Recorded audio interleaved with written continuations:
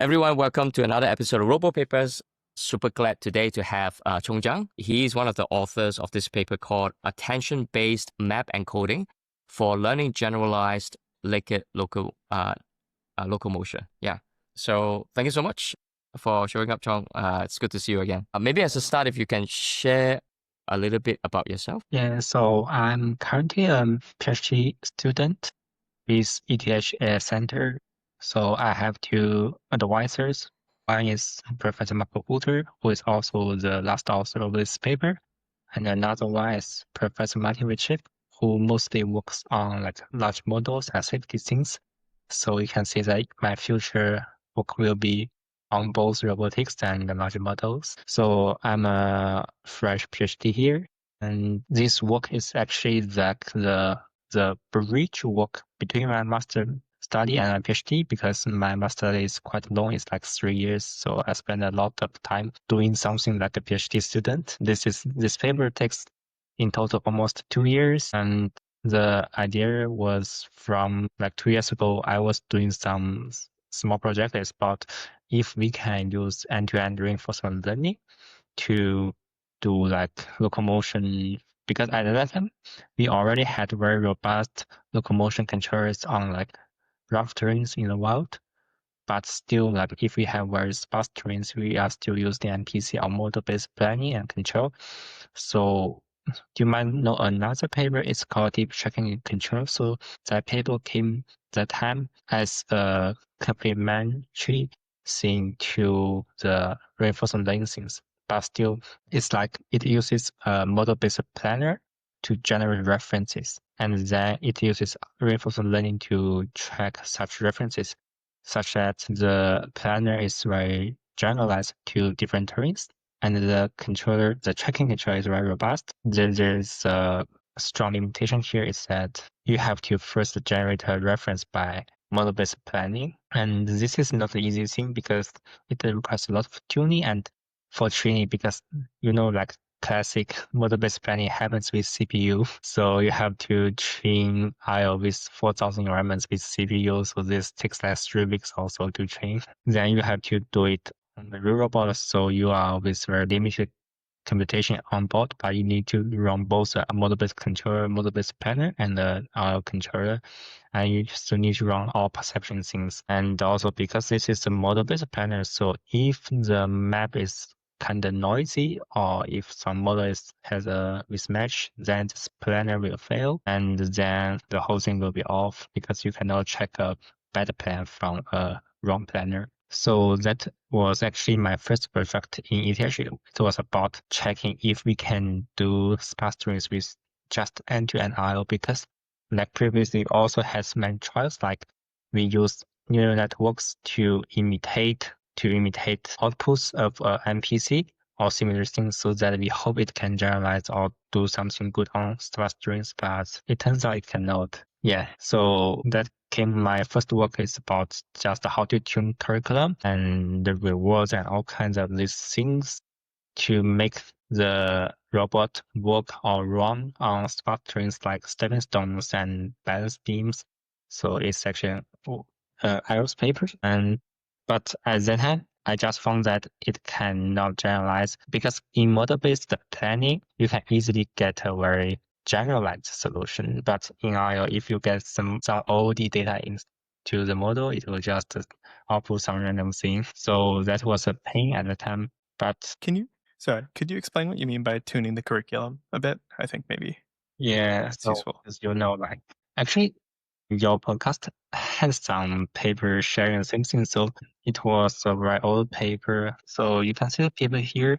It's a very old paper, actually. So here you can see that for this kind of sparse strings, we first do we start from a very easy and dense stepping stones, and then we go to like a bit sparser ones, and then go to very sparse ones. But still we call this string stepping stones everywhere, because you can see a stone everywhere. And then if we want it to work with different sparse strings, we need to fine tune this policy. So from here, you can have a sense that it kind of learns some kind of behavior, but still this behavior cannot generalize. You need specific training for specific terrain. So actually this strategy was used by some recent papers, like there was one called it should be called Beam Dojo. So it was also in your products, so they are also using this curriculum. So I think this is kind of a magic solution to the sparse strings. If you want to overfit one kind of sparse strings, you first get such a Stevenson policy and then find a new terrain. But of course, like this solution is not good because you cannot randomize all of the possible terrains in the world, and many terrains are really, really weird that you cannot easily do something like procedure generation in simulation. Yeah. So from here, we have some confidence is that we can do something with end-to-end RL that is kind of comparable to model-based control, but still we need to improve the thing to make it really generalized. And by comparable here, you mean comparable in the sense that it can generalize to previously unseen strange environments. Yeah, So like it this, can work on thin terrains. So you can walk on very strange terrain. So like, and so if you can't make this out, I guess the one in the upper right is like it's like a bunch of pegs, right? Like there's a bunch of like individual like 4x4s or something. Yeah. Like very thin pegs that the robot has to walk across to get across the field. Okay. Yeah, cool. So yeah, so actually like when doing the Harvard experiment, I met a very funny thing is that when I train the like balance beam terrain, so if I do not randomize like gaps between the static platform and the beam, then because on the real robot you can see here between the platform and the beam there was a gap. So it will fail on this gap. It took me a lot of time to figure this out. So that's also motivation that we should do generalization instead of just brutally randomizing everything we can. So how do you do generalization? So the core question is, how do you do generalization without just purely doing domain randomization? Okay, cool. So I'm going to the paper page. Wait. So here you can see my slideshow with this paper, and I would like to use the photo here. Let's see. So generally, because all model-based things or model-free things, they kind of share the similar, let's say, architecture is that you need to process a map and then you get this kind of encoding to you do some control based thing for this coding. For example, if you do model based control, first you use the current states and your map reading to decide which are the future contact points. And then you have a like whole body controller to track these contact plans and maybe trajectories. So there's kind of hierarchy of first processing your perception information and then do dynamic thing. So this is a like very strong inspiration for us because we also think that the reason that model-based things can generalize is that it first selects which are the best candidates for flows or for contacts because it decouples contact planning and control planning.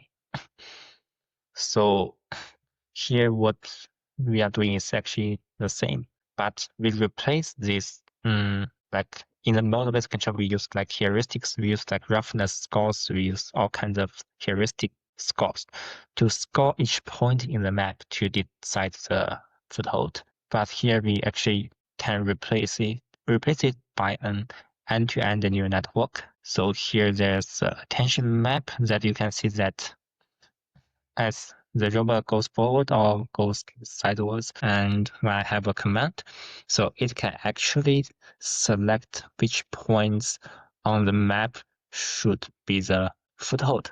That means that if we can kind of squeeze this map, the whole big map, into some foothold candidates, then this is a much lower dimension of embedding, and that means it can easily generalize and can be kind of robust against all kinds of different terrains, because even when your inputs change a lot, as long as it's selecting the same points, then your latent embedding will not change a lot. It will stay in distribution, and this will make your controller work. Yeah. So this is the whole idea of why we want to do generalization and how roughly we want to achieve generalization inspired by how model-based controllers work. But the thing here is that how do we achieve such kind of selection of hook? Actually, here a very ideal solution is just use attention, because we all know that if you have attention, it can just select some points. But here we actually want like a competitive attention. That means if you are selecting this point as your foothold, then you are not selecting the other one. Yeah. So here comes our neural network representation. So you can see that here on the left part, we have the map scans, and which is a perception, and we have the proprioception, like joint space things. So with this perception, we just use some CNN to extract some local features. So each point has its neighborhood information, and we also have a position encoding. But here, because we already have like 3D positions in the space for this map, so we don't need to do positional encoding like CV or NLP will do. We don't need like sign signals. We just use the 3D positions here, the coordinates, and we just concatenate these things and to get a like point-wise map feature, so that for each point there is a neighborhood representation, which is kind of similar to how we evaluate footholds candidates in model-based control. We just use roughness, but here we can use, actually it embeds more information, and then we do a multi-head attention. We use our command and joint observations as a query, and use this pointwise map feature as key and value. So this means that we have like, for example, 500 points, but based on our current proprioception and command, you can only select some of these and get an embedding from this. So here we use like 16 heads and 64 dimensions of multi-head attention, which is quite low, but happens to be enough for our task. So here we actually did some ablation. It's like we tried 8 head or 4 head, and they did not work. But after 16 head, it will always work. So that's kind of brings the intuition that such kind of locomotion might be a 16-dimensional task. Interesting. Yeah. So here we already have a attention-based scene that can get some points from the map based on the command and proprioception. And this embedding just directly goes into a following MLP, and it can generate action. So here it's just an end-to-end network, but it has 2 parts, and the first part can act like a planner. So it's like, sometimes we see that we have some structure prior. So this is like a structure prior. We enforce the network to do selection for flows, but it's differentiable, and then we just put it into end-to-end hosting. Yeah, so this network can be trained with IO, and it's end-to-end. Sorry, can you explain to me why the map scans are by 3? Because I thought like you're seeing these 2D images on the bottom. Why is it? I don't quite understand the dimensionality there. Wait, let me find this. So here you can see that the map just means that assume you are the rubber is here, and you have some rays. I guess. Okay. Yeah. From the top of the rubber, you just cast this rays downwards. You hit the trains, so you get a grid map of like height of each point. And on the real robot, it's coming from like, usually it's from an autometry and some mapping methods. Like here on this cockpit, we were using a LiDAR-based LiDAR inertial kinematic fused autometry, but it's for the field. So I guess indoor you can use just VLO. Yeah. And And we have depth cameras like around the robot, so it can get this depth points to, it's a point cloud, and then it can be processed into a map. Okay, so I guess that's that question. So it is really just a point cloud. It's a big fused point cloud of all the things that those depth cameras can see. Yeah, okay. It's a fused thing. Makes sense. Yeah, but on the humanoid, because we don't have the space of the hardware for perception, then we had to use mocap for optometry. Yeah, but as principally, like this is just taking raw sensor data in and predicting where the robot should step. Actually, like on Unitree, it's a dual pipeline. Yeah. Okay. Here, our hardware was not so ready at that time. Yeah. So we go back to this scene, and so here you can see that because we are doing end-to-end reinforcement learning, these behaviors can just emerge by maximizing rewards.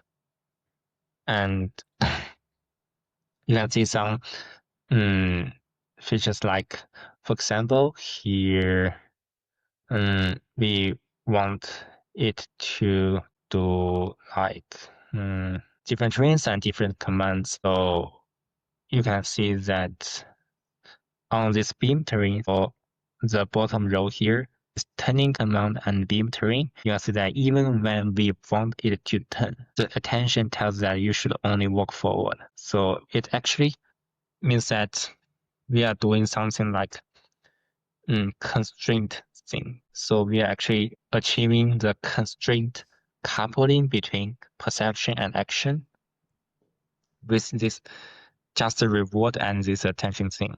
So this is a quite nice feature and it makes our development much safer. Interesting. So it's like in practice, let's say a human is controlling, let's say, make an error and say, I want to turn left, but clearly turning left means the robot will fall over. What you have here will, despite the almost like an impossible command, the attention will still be, okay, you should turn left. You can only go straight. Okay, that's so awesome. That's a feature I really like. Yeah. So yeah, and I know you actually have some videos. Do you want to show some of the videos like in practice? Because you guys did both quadrupeds and so I'll play the main video here, because here you can see an overview of our results. So our first video is about we achieved a single row of stepping stone with a humanoid. So I guess at that time or even now is the only one that can do this. And it's a generalized policy. So we train the quadruped and the humanoid with exactly the same pipeline. And you can see that quadruped can also traverse this kind of very tricky terrains in the weather, so which is mostly designed for search and rescue. Yeah, but it also means that it's doing arbitrary terrain rather than overfitting the training terrains. So actually, like for these videos, we collected all like 4 continuous success to show it's stable. Yeah. And here is the visualization of what I mentioned just now. So this again is just like these are scenes that it weren't all in the training data, so it can handle. Or very cool. And yeah, here you can see that in simulation can just we can just visualize this attention scores. So this actually gives us the confidence to make this what a big one. It's really cool how interpretable this is. How it really is just telling you this is where I'm going to put my foot next, right? And that, yeah.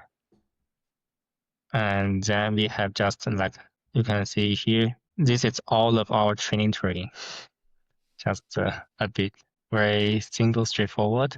Yeah, and it already learns very good behaviors. So you can. So these are all of them. So like you showed examples of it on like going up and down and like so it learns all of that stuff basically just from like these crazy examples. Like see here, that's not in your training data. Is that right? Yeah. So you can see the figure here. The part A is about what we train the robots on, and then we find that it can directly generalize to like the trains in part B here, so it's more randomized. and not seen, but still like we are already having a string, so we think why don't we just fine tune on these strings and make it more safe to deploy, and then we fine tune again on these small tricky terrains. But even before fine tuning, it already has a very high success rate here.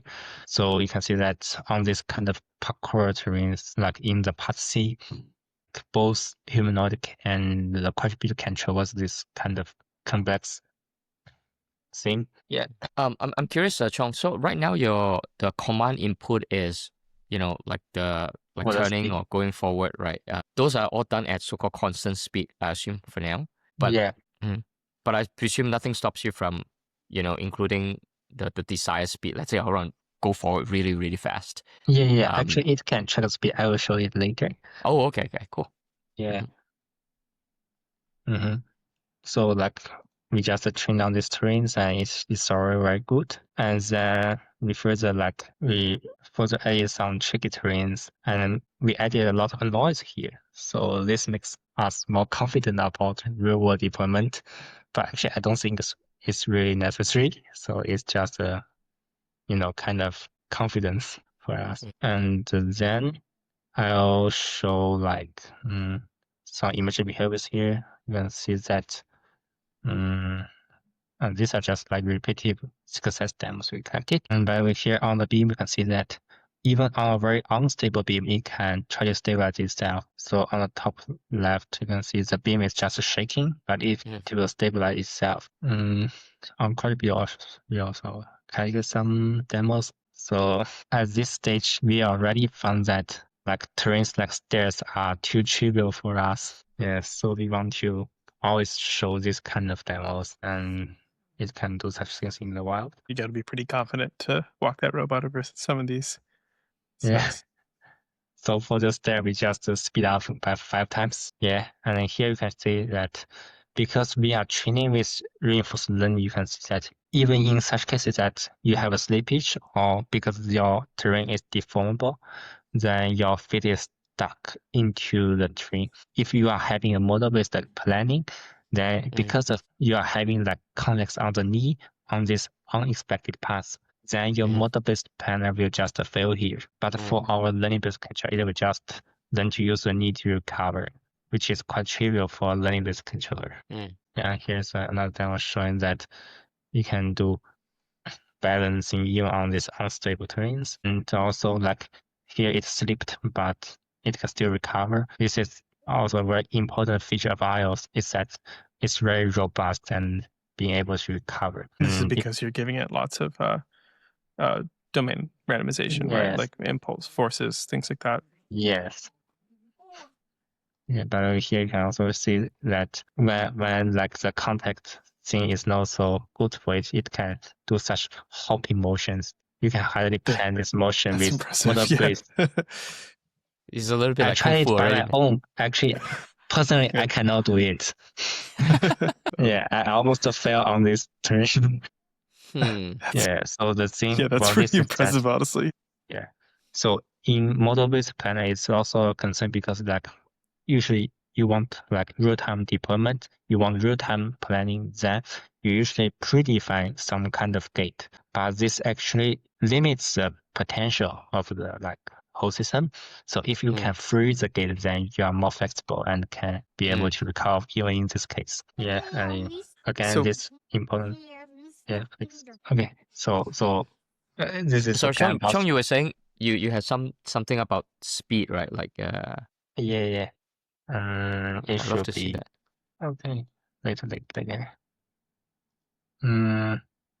Yeah, here it's actually like we control the speed and the orientation together with the joystick. So you can see it's sometimes slower and sometimes faster. This is actually very hard to teleoperate. So actually, I think one important thing is that we need to make it autonomous navigate. Sorry. So what's happening in there? What's happening there is you have a human that's teleoperating this quadruped, right? Yeah. And it's, I suppose, yeah, it's too difficult for the teleoperator to say slower or faster because it's all very terrain based, I suppose.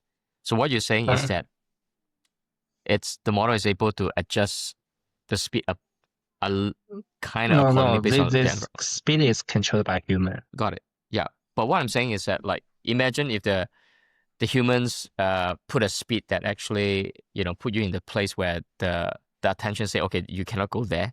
Despite the input at the speed, it will still limit it, basically. Yeah, It will slow so it down. there's kind of tricky thing that the teleoperator need to be experienced to know about this. So actually, you cannot just find a random person to teleoperate the robot.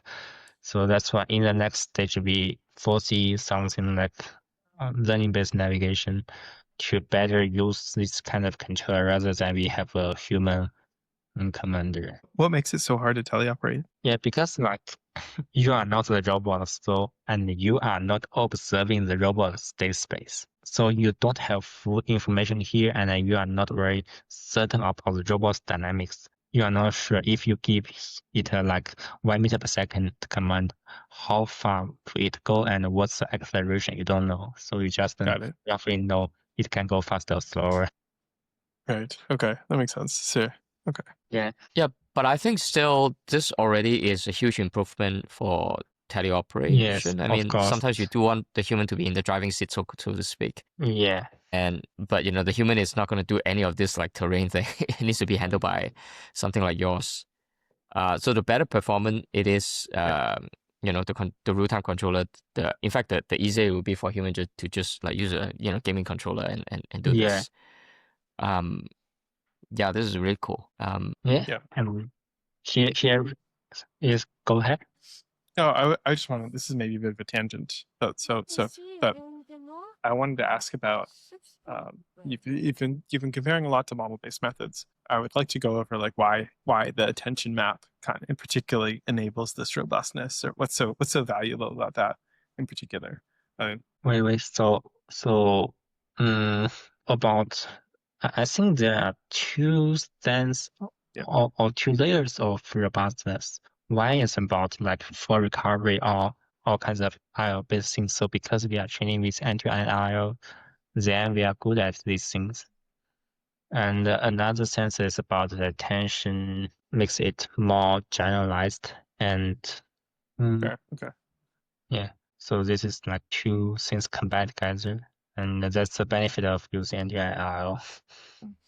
As opposed to other architecture. So okay, that makes sense. Yeah. And this demo is for like we change the speed on the fly. So it's first slow and then it goes fast. So you can see that it's doing acceleration even when balancing. Oh, I see. So, but this change in speed This is is impressive. basically controlled by it's Human. a command given by either human or like you guys, right? I see. Yeah, it's we command it with the joystick. Interesting. Yeah. And here you can see that we first command to go like 1.5 meter per second, and then it will do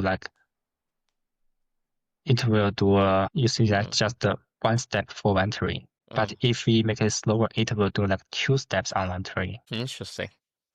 Yeah. So this is really controllable. But I Very suppose cool, yeah. if you don't give it command, it might just Stand. just stand, right? And then Yeah. I see. Okay, interesting. Yeah. So actually for us, you need to learn like which commands are the best for the robot to traverse this terrain. Of course, it can have some robustness, resilience, but like if you do 1 step per terrain or if you do 2 steps per stone, it can still be a different effect. Yeah, but this is like a visualization of attention simulation. So you can see that it's purely randomized terrain and it can do all kinds of gate switches and the tension is always correct. Yeah. So How much of a difference does the map resolution here make? Because it's here we interesting have because it does some look like it's so good. the pre-symbol size. This resolution should be able to capture the minimal like gap or like the gap here because it should be able to represent the gap or the stone. Yeah. So because the stone is roughly like 20 centimeters, so we have like 8 or 10. Actually, it's 10 for humanoid and 8 for quadruped. Because like humanoid kinda has a bigger. Yeah. And so for quadruped, the map is also much larger. Because the size is big, so it has to see much larger map than a humanoid. So that leads to a very high dimension. Like when training multi-head attention, if your like if your length of key is too high, then it's very memory consuming. So actually, like due to computation constraints, we are like trying to have as large resolution as possible, but still be able to capture these the most fine-grained turn details. So that's a balance here. Yes. Yeah, I'm curious that how big is this model you end up like actually deploying? Is it actually a very small model in the end? Yeah, I mean it's small compared to large models, Of course, yeah. Like, but is actually, it something you like can? Mhm. we run it on CPU on NUC Mm, with onx runtime, so the inference time is just like 1 millisecond. 1 millisecond. Oh, I was gonna ask that. Okay, so 1 millisecond. Okay, Yeah. and then but so actually then you're how about the lidar and all that? Like what are those like? What is the bottleneck when you actually do it in this actual physical robot? Is it more just a lidar? Mhm. So first, you cannot have drifts. Because if you drift, you can easily misplace the foot. And so it's important to have a good LiDAR or a good autometry, especially for crash pit. And the second thing is that actually I will complain here about like real sense cameras because they are so fragile in the wild. So we actually need to do some filtering, like we might decide some filter to get it more, get the map more clean and make it less noisy. Because real sense really has a lot of artifacts and the floating point in the air. Yeah. Yeah. So I think it's a lot of engineering issues about perception and mapping, but I feel these things can be solved easily with better hardwares. Better cameras. Do you think you could do like learn depth or anything, or do you think that would add too much latency? Because I feel like the multi-view reconstruction something. Actually, I'm not sure because like in our pipeline, mapping is also running very fast at like 50 Hz. Not fair. Yeah. Okay. It's not a So, burden here. but Yeah, you're kind of but compute constrained, right? If you're running it on just a CPU, like you can run it on like a Jetson or something without, I don't know. so we used the one just already. That's enough for the whole mapping. Okay. Yeah, but yeah, the engineering is a bit painful here. Let's see. Yeah. Yeah, and actually, like a hidden issue here, not in this paper, but might be in some new papers, is that like there's occlusion things. So if you have a very heavy occlusion, which can happen if your morphology, if your body's shape, or if your sensor configuration is not so good, then it will have like occlusion issues. Then in that case, you might need some uncertainty-based things for filtering the mapping, or maybe you need to redesign your sensor configuration. So I think here there's still a lot of like engineering details to be done correctly to make this work. Yeah. And I think I can show here we also like compare to like previous like DT deep tracking control and the so-called naive anti-NIL. So you can see that in this figures part A, the second figure, we visualize like the success rate and video result stack rate of all kinds of trains. We see that even the deep tracking control can do only like 60 or 70 success rate, but we can do almost 95 also. So this is largely because like on the right, we visualize like the success rates for different trains. So you can see that the DTC, which means you use a model-based planner, then use R-based tracker. So on this plot, you see that there are some trains that this DTC things can struggle. This is because the planner will just struggle with these trains because it has a predefined gate and needs some like heuristic cost for planning. So you can see that So big. So because we are training with IO and end-to-end for everything, then it just like throws away the limitation of this model-based planner thing. So this is also another motivation that we want to throw away the model-based planner. I see that. So palettes. It seems that palettes it's one of the lower success rate, along with I think gridstone small. What is palette again? Palette is like multiple parallel beams, but Oh, it's not. okay. Yeah. Like a wood pallet, yeah. Why do you Is the think it's problem there struggle? that the foot gets stuck? Yeah. So for palettes, actually, we made the leads very small. So for model-based planning, usually it has some like you need to optimize like a collision-free trajectory and with some footholds. So it needs to center the foothold in the middle of like a beam. And then sometimes the geometry is not so friendly for such kind of planning things. You cannot easily optimize, or you just get into local minima for a so-called collision-free kinematic trajectory. Yeah. And for grid stones, and especially the small grid stones, this like the case because like when the stones are small, then sometimes the planner can hardly identify it as a terrain because like model-based planners are very sensitive to noise. So in planners we usually like post feature the elevation mapping so that it can present clean areas of terrains. But if you have just small stepping stones, then it's hard for this kind of filtering to work, and it's always like manually tuned things, so it can hardly work on all kinds of terrains. Yeah, but with data driven, you just train it and do it. And how about some of this ablation study you did on the two-stage training and the network structure? Yeah, so basically we found that if you directly train with like noises and heart rates, actually it can kind of work, but definitely it will take longer because like typical convergence of RL is that you train exponentially long and then you get linear better results. So if you just do like same iterations, then the convergence is much slower. So that's natural because if you first train with previous information, then it will converge faster.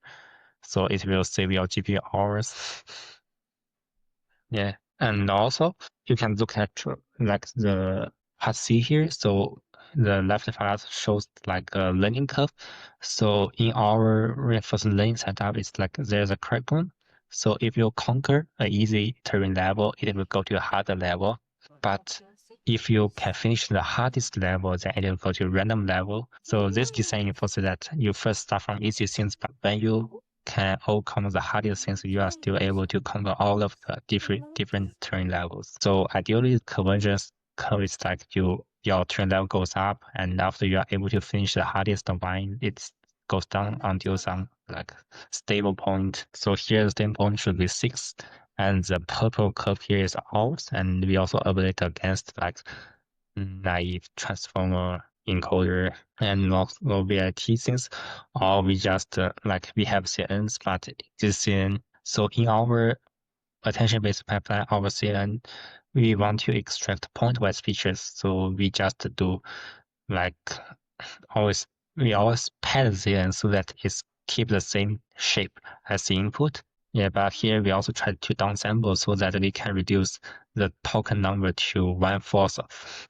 So the training could be easier, but turns out that it cannot learn very effectively.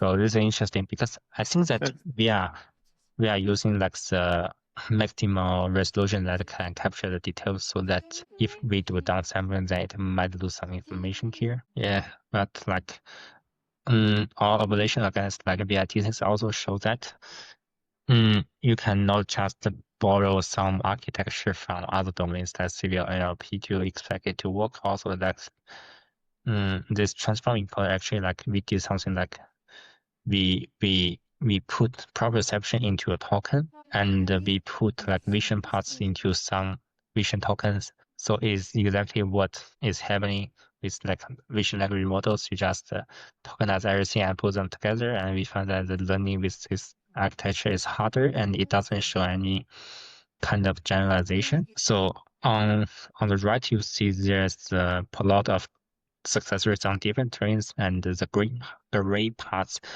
are for the trains that are not seen during training. So you can see that only our pipeline can generalize to these unseen ones, but for all these base tests, they are not working. Yeah, I assume that our structured prior actually helps a lot here. And you think a lot of this comes from that simple separation of like one part of the model is essentially choosing where to put the foot, and the other part is doing the control. That structure is what you're referring to here. Yeah, we actually look through a lot of paper to find these pipelines.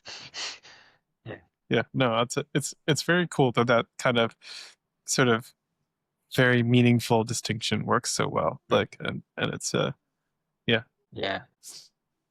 I really wonder if something similar could work for manipulation, like whole body manipulation or otherwise. Just like there have actually been similar Yeah. works in manipulation, but never fully end to end, I think. I think there are some things for selection here. So here you see that we only used like 2.5D map. We are not 3D map because that for 3D, I think if we want to achieve such advancing things, we need to do something like tokenize every voxel. This can be very expensive for our GPUs. Yeah. So there's stuff like bin picking or there's a lot of manipulation stuff that is still 2.5D, I would say. But that's fair. Yeah. That's so you think it wouldn't quite scale as well to like real manipulation. That makes sense. It can be hard. And also another point is that my idea for manipulation is that you better use something like a BPS, like a basis point set. Because that thing actually is similar to the mapping here. You just like have a mapping around the object. So I assume if we apply these things to like basis point sets representations like this, it will have a kind of similar results with attention. Yeah, but still it could be issue because I think BPS is not for deployment. It's just a concept in simulation. Yeah. Chong, do you have more from the paper you want to like show? Because I actually want to run by you some of the things that you put out on your tweet. I thought those were actually quite interesting. Yeah. Okay, let's go to the Twitter time. You go to the tweet? Yeah. Okay. Yeah, because I thought you. Okay, yeah, you said a few things that was quite interesting. Like, so I'm just going to run by you, one of these. Okay, so the first one you say here, quadruped versus humanoid. You said in terms of locomotion, there's no difference. Both can be learned well through end-to-end RL and similar training pipelines. I think, your paper kind of shown that. You did say something about humanoids until humanoid get strong arms and correct senses. What do you mean? Yes, that? because like currently you can see that for locomotion we are not using the arms. So this is actually constraining the robots. For example, like if you fall onto the ground, you need the arms to recover. But maybe like if you climb very challenging terrain, you're also using your arms, and even on stairs, you're using your arm to aid yourself. So you're not you are using the arms at least now to balance, right? Like it is. Yeah, but we are not using arms to contact the environment to do interaction. So yeah, makes sense. So the point is that if your arm can be as strong as humans' arms, then you're actually like a more powerful quadruped. You have 6 dots on each limb. You are still quadruped, you are more powerful. So that means that if you can make a humanoid with really strong arms, then it could be better than quadruped with just a 3 dots on each leg. But for that, but when you say be getting close to the, sorry, go ahead. But I mean, you say correct sensors. Like, what kind of sensors are you thinking about? I mean, it's just about first, maybe about contact, but I'm not sure because there's a lot of occlusion things. So as I said, if you cannot get the good sensor layout, then you have a lot of struggling on perception part. But maybe you can infer things from context. So I guess in the future there could be something about sensor fusion because it's not so easy to get an ideal sensor layout just like when you're doing bipedal locomotion. There are so many. Chris, I was going to follow up on the humanoid point because I think it's interesting. But like having that in that case, it sounds like you would want to like you would need to solve that 3D problem that we were talking about with manipulation. It's really handling a much larger goal. Yeah. Okay. Cool. Number 2. You said here imitation learning or learning from demo for locomotion, right? And you said there might be a point for specific applications and markets, but not so useful if you can learn the skills correctly without those guidance. Yeah. Could you comment a little bit? It's a hot Yeah, take. so basically you can see here is that the condition is that if you can learn the skills. So basically when we do learning from demonstration, it's about two things. One thing is about to make it more stylistic, it's more beautiful, natural, but maybe not so optimal. And the second thing is to guide the learning. I mean, it's totally okay to guide the learning if you cannot just learn the skill without any demonstration. But if you are already able to learn the skill, just want to make it more natural, then this actually do not bring more optimality to the controller. And also it actually might constrain the controller because like, for example, in our demo, you can see that the robot can take different gates to traverse the train, but if you use the specific reference, then it will just be able to do one kind of gate. So this is kind of constrained. Got it. So you're saying imitation learning actually more it's maybe for styling, like, you know, maybe people want to see the way people move, like more like a dancer, but maybe the Yeah, but still dance. like Yeah. if you are not able to learn something directly, you need a demonstration. Yeah.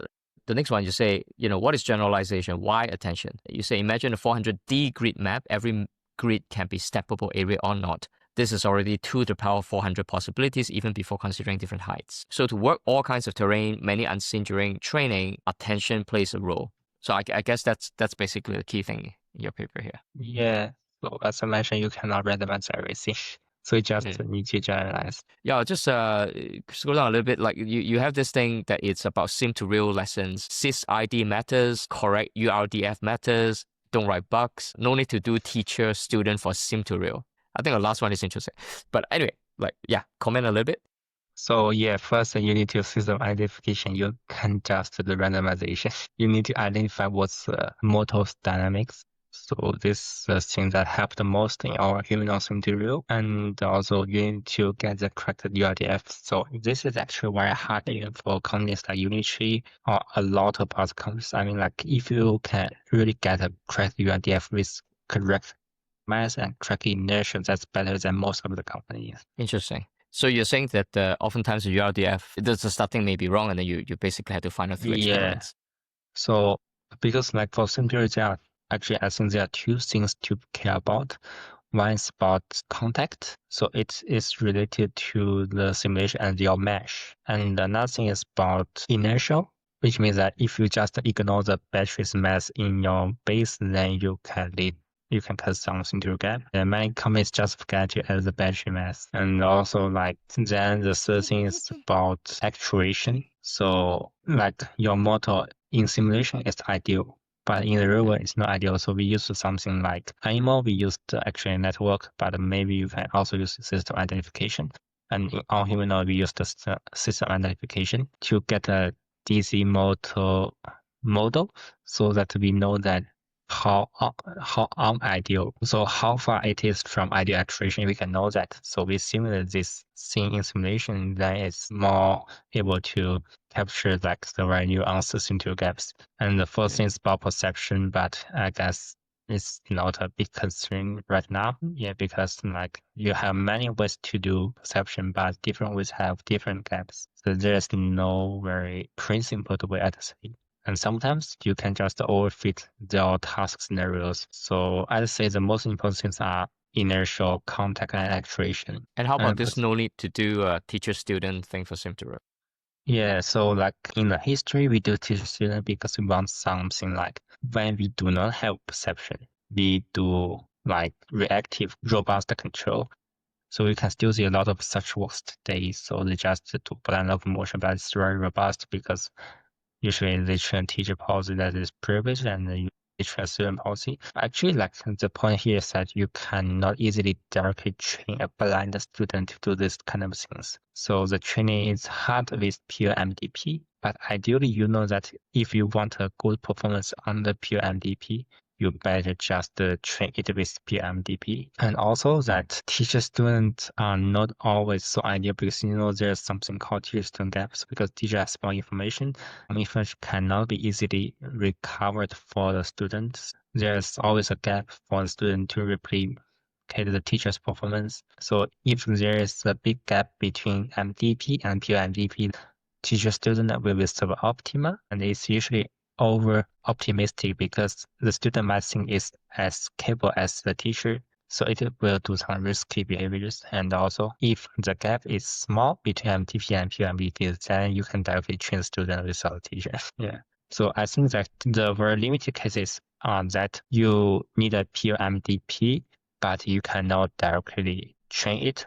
In this case, you need to teach a student. Yeah. Well, thanks for the tweet thread. I wish more researchers, besides summarizing what they talk about the paper, also have one or two hot takes like the one you did. I think that was really cool. Yeah, I guess maybe just wrapping up here. Is there any limitations or future work that you hope to do as a so one work is close to be finished is about doing parkour with this attention-based things, because like previous parkour works are just assuming we have a big box, all our obstacles are like boxes, and we just climb a box-shaped things. Here I want the generalization, I want the same actual generalist to go all kinds of terrains. The first thing, so it's already almost finished. I'm just doing things. Also with the humanoid. Yes. Also with humanoid. Okay, but for that you will need to upper body, right? Supposed to do proper parkour. Actually, we have two lines. One is with upper body, one is with the upper body. Both will have some new results. Okay. Man, I can't write this.